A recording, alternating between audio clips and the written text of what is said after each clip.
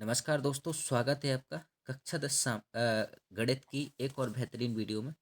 दोस्तों, इससे पहले हम 12 अध्याय तक सभी अध्यायों के सभी इम्पोर्टेंट सवाल और ओटी या कहें तो ऑब्जेक्टिव टाइप के क्वेश्चन जो एक नंबर में आते हैं वो सभी कर चुके हैं। अब अगर आपने वो वाली वीडियो नहीं देखी है तो प्लेलिस्ट में सारे लिंक डली हुई है, आप देख सकते हो। ठीक है, डिस्क्रिप्शन में भी मैंने सारी वीडियो डाल दी है। अब अपन 13 अध्याय के पढ़ते हैं और देखते हैं इसमें से कितने नंबर का आना है, कौन सा इंपॉर्टेंट सवाल है, वो सारी चीज़ें हम देखते हैं। यहाँ देखिए, 1 नंबर का इसमें से एक ओटी आएगा और 4 नंबर का एक सवाल आएगा। तो 1 नंबर का आपको देख लेना है, इसमें से कुछ सूत्र होते हैं वो याद कर लेना है। बाकी इसका सबसे इम्पोर्टेंट है सवाल। ठीक है, चलिए स्टार्ट करते हैं। देखिए, इस प्रकार से आपसे सूत्र पूछा जाएगा कि जी माध्य का सूत्र है या काय का सूत्र है। तो जी सूत्र आपको याद कर लेना है। इसमें से दो इंपॉर्टेंट सूत्र होते हैं, जैसे कि बहुलक का सूत्र, माध्यिका का सूत्र और समांतर माध्य का सूत्र। ये तीन आप याद कर लेना, ठीक है। और ये देखिए, इस तरीके से ये 2020 में भी पूछा गया है कि माध्यक बराबर 3 माध्यक बराबर बहुलक प्लस 2 माध्य होते हैं, है ना। 1 नंबर के लिए आप इनको पढ़ सकते हो, इनको याद कर सकते हो, कोई ज़्यादा इंपॉर्टेंट कुछ है नहीं इसमें। इसमें से मेन सवाल है तो मैं वो आपको बता रहा हूँ। फिर भी आप इनको एक काम करिए, एक बार देखते चलिए और इनके जो सभी आंसर दे रखे हैं ये वाले, तो आप अगर आ जाए तो आप करके आना, ठीक है। और जे इस तरीके से पूछा जाता है, देखिए 20 में पूछा है, जे 22 में पूछा है ना। तो आप इनको याद करते जाना, ठीक। चलिए आगे बढ़े। अगर बात की जाए 23 की, तो 23 में क्या पूछा गया था, जे वाला पूछा गया था, वर्ग 20 और 40 का वर्ग चिन्ह लिखिए इस तरीके से, ठीक है। तो इसका आंसर क्या हो जाएगा, ये वाला। देखिए दूसरे का आंसर जो है 30, ठीक है, क्योंकि इसका बीच का निकालना होता है।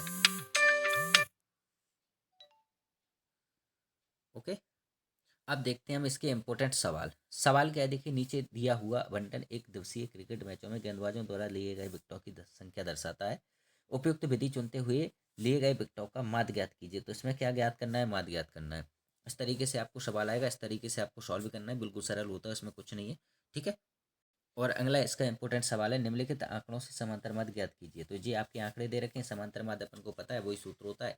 ये वाले सूत्र में मान रख दो, यहाँ से कुछ नहीं है, जे दे रखा है, जे दे रखा है। आपको इसका मध्यमान ज्ञात करना है। जैसे इसका मध्यमान क्या होगा, इन दोनों को जोड़ा 25 और 10 35, 35 में 2 का भाग दो 17.5। ऐसे इन दोनों को जोड़ो, इसमें 3 का भाग दो, जे आ जाएगा। इनको जोड़कर इनका भाग देते जाना, आपका जे आंसर आता जाएगा, ठीक है। और फिर इनका और इनका गुणा कर दो तो आपका इधर आता जाएगा। बस इतना सा आपको ज्ञात करना है। आगे चल के बस इसका ऐड कर लो, इसका ऐड कर लो, समांतर माध्य का सूत्र लगा दो, आ जाएगा। एक इंपॉर्टेंट सवाल है, किसी फैक्ट्री फैक्ट्री के 50 श्रमिकों की दैनिक मजदूरी के निम्नलिखित बंटन पर विचार कीजिए। तो ये आपकी दैनिक मजदूरी है, श्रमिकों की संख्या, यानी कि 12 लोगों को 500 से 520 के बीच में मिलता है, 14 लोगों को 520 से 540 के बीच में मिलता है, 8 लोगों को 540 से 560 के बीच में मिलता है। इसी प्रकार से 6 लोगों को 560 से 580 के बीच में मिलता है। इसी प्रकार से 10 लोगों को 580 से 600 के बीच में मिलता है। अब इनका सभी को क्या करना है, अपन को दैनिक मजदूरी ज्ञात करनी है। तो ये इसका सॉल्व है, बाकी पूरा सबका इनका यहाँ कर लेंगे। यहाँ से देखिए, इसका इसका क्या होगा, बीच का निकटतम मान ज्ञात करना है। तो 500 से और 520 के बीच का मान क्या होगा, 510। इनके बीच का मान आपको ज्ञात करना है। देखिए इनमें कितने का अंतर है, 20 20 का है, तो इनके मध्य का मान निकालते आएंगे अपन, ठीक है। ये आ गया। अब यहाँ से क्या करते हैं अपन, मान ये मध्य मान मान लेते हैं और इसमें से इनको घटाते जाते हैं, जैसे कि ये माना अपन ने, ठीक है, इस तरीके से जी 14 माना। ओके, चलो, और ये आपका सूत्र लग जाएगा। अब आता है इंपॉर्टेंट सवाल आपका। यह विद्यार्थियों के एक समूह द्वारा मोहल्ले के 20 परिवारों पर किए गए सर्वेक्षण के परिणाम स्वरूप विभिन्न परिवारों के सदस्यों की संख्या से संबंधित निम्नलिखित आंकड़े प्राप्त हुए हैं। जी आपके परिवार हैं और जी आपके परिवारों की संख्या है। 1 से 3 परिवार, 7, 3 से 5 यानी कि 8, 5 से 7 2, 7 से 9 2 और 9 से 11 1। और इस विधि में बहुलक का प्रयोग करना है। तो बहुलक का जो सूत्र होता है जो आपको याद रखना है, ठीक है। अगला इंपॉर्टेंट सवाल है इसका, निम्नलिखित आंकड़े 225 बिजली उपकरणों के प्रक्षेपित जीवन काल घंटों की सूचना देते हैं। तो जे आपका जे दे दिया, और जे आपको कुछ नहीं करना है, इसमें से बहुलोक ज्ञात करना है, सबका मान निकालना है, ठीक है। जो वर्ग अंतराल में सबसे अधिकतम होता है, 61 इसमें अधिकतम है, तो जे हो जाएगा L1, जे हो जाएगा L2, और इस तरीके से इसमें मान रख देंगे, आ जाएगा, ठीक है। इसका नेक्स्ट अगला सवाल है इंपॉर्टेंट, निम्नलिखित सारणी 35 नगरों की साक्षरता दर प्रतिशत में दर्शाती है, माध्य ज्ञात कीजिए। माध्य की साक्षरता दर ज्ञात कीजिए।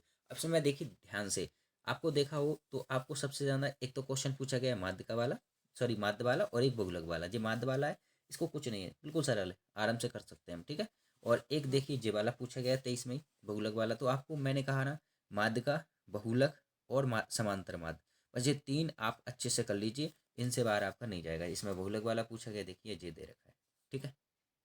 एक बहुलक वाला आपका सवाल ये है, निम्नलिखित सारणी किसी अस्पताल में से में एक विशेष वर्ष में भर्ती हुए रोगियों की आयु को दर्शाती है। तो ये आपके रोगी हैं और इनको आपको ज्ञात करना है, क्या करना है, एक बहुलक ज्ञात करना है। इसमें से बारंबारता सबसे अधिकतम क्या है 23 है, तो इसका वर्गांतर ले लेंगे, ये L1 का मान हो जाएगा, L2 का मान हो जाएगा, ठीक है। बस हो गया, इसमें मान रख देना है, सवाल आ जाएगा। बस इतने थे आपके, ठीक है। अब आते हैं हमारे 14 अध्याय के, तो 14 अध्याय भी हमारा इंपॉर्टेंट है, 6 नंबर का इसमें पूछा जाना है।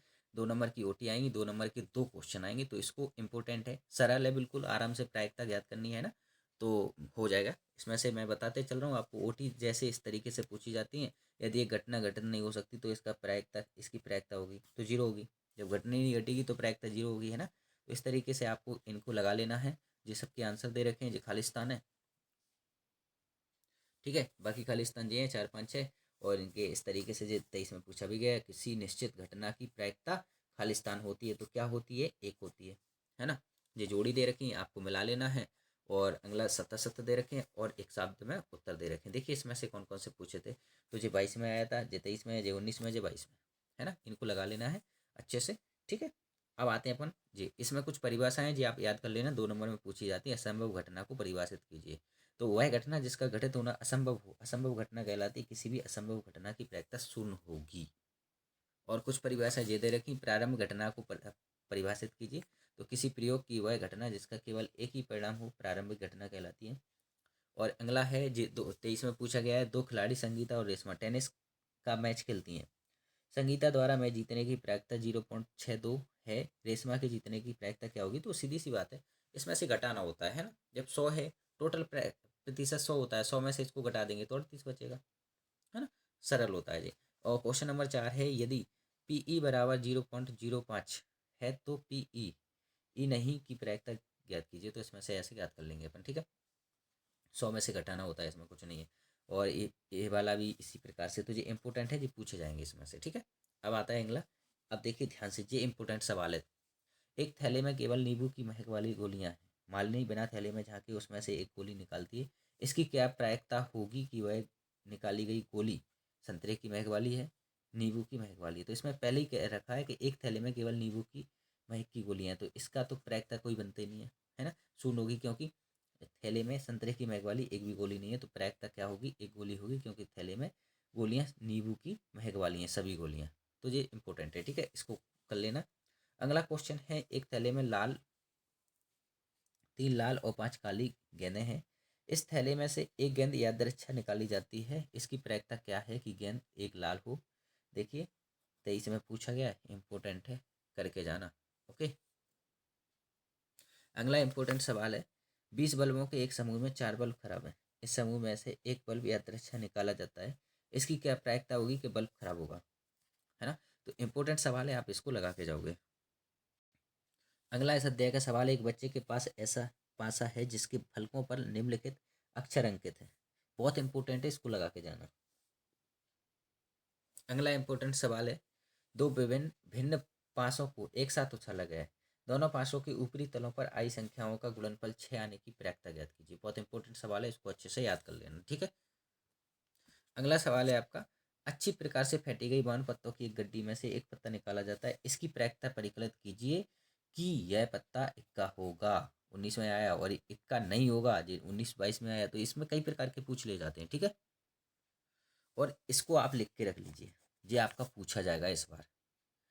हरप्रीत दो भिन्न भिन्न सिक्कों को एक साथ उछालती है, इसकी क्या प्रायिकता है कि वह कम से कम एक चित्र प्राप्त हो। ध्यान रखना, दो सिक्कों को एक साथ उछाल रही है, ठीक है।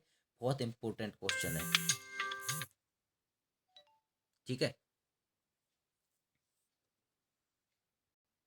और अगला इंपॉर्टेंट सवाल है, 23 में पूछा भी गया, देख लीजिए। एक डिब्बे में 5 लाल कंचे, 8 सफेद कंचे और 4 हरे कंचे हैं। इस डिब्बे में से एक कंचा यादृच्छा निकाला जाता है, इसकी क्या प्रायिकता है कि निकाला गया कंचा एक लाल है, सफेद है, हरा नहीं है। देखिए सफेद है वाला 23 में पूछा भी गया। अगला इंपॉर्टेंट सवाल है, एक बक्से में 3 नीले, 2 सफ़ेद और 4 लाल कंचे हैं। यदि इस बक्से में से एक कंचा निकाला जाता है तो इसकी क्या प्रायिकता है कि यह कंचा सफ़ेद है, नीला है या लाल है। सब एक एक बार पूछे गए हैं, तो ये इंपॉर्टेंट है। देखिए टोटल कंचों की संख्या कितनी है, 3 और 2 5, 5 और 4 7, सॉरी 5 और 4 9। अब अगर मान लो नीले की निकालनी है तो 3/9 हो जाएगा, ठीक है।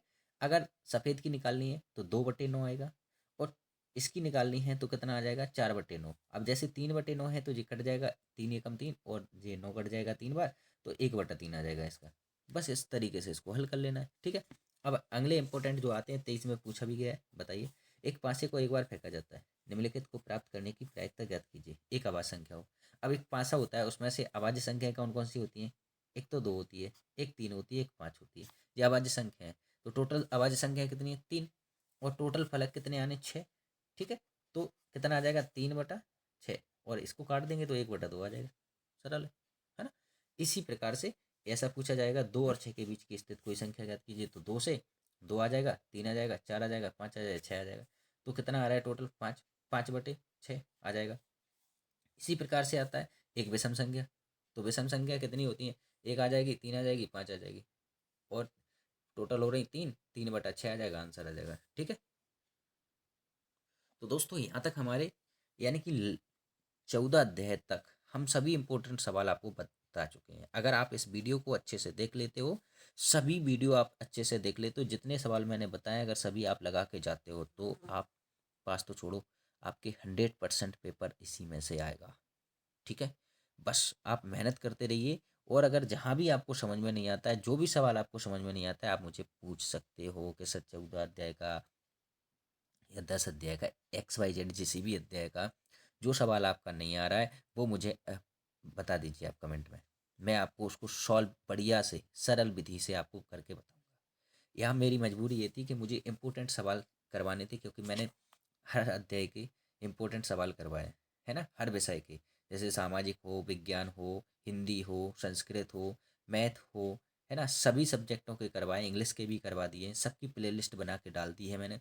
अगर आपने नहीं देखा है तो आप देख सकते हो।